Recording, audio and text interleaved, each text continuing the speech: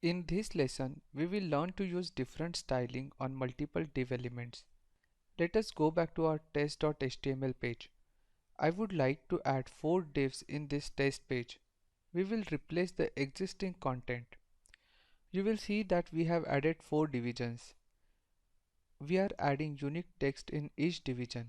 This will help us identify divs we have created.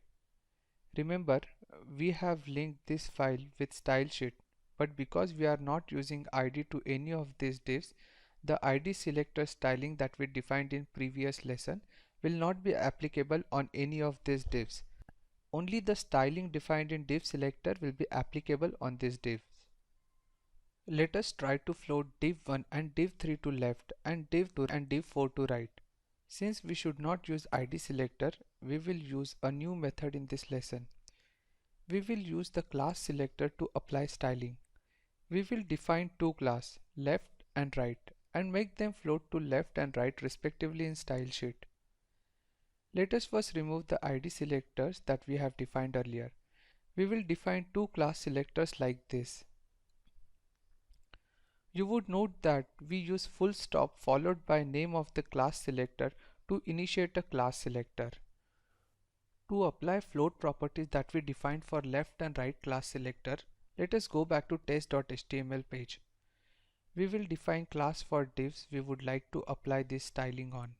Within the div tag, you mention the word class followed by equal to sign and then assign class within double quotes. Let us now see output of the test.html code. You will see that div 1 and div 3 are floating left and div 2 and div 4 are floating right. Note that div 2 is on right of div 4.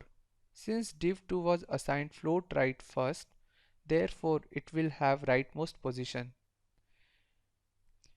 We learnt how to use class attribute to assign styling to div elements. You could use similar method to apply styling to any element.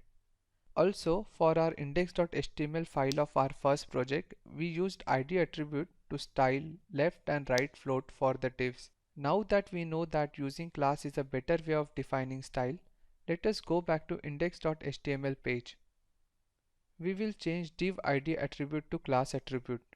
We have already made necessary changes in the style sheet. If you see the output, you would observe that we achieved exact same styling using class attribute. We will learn more about divs in next lesson.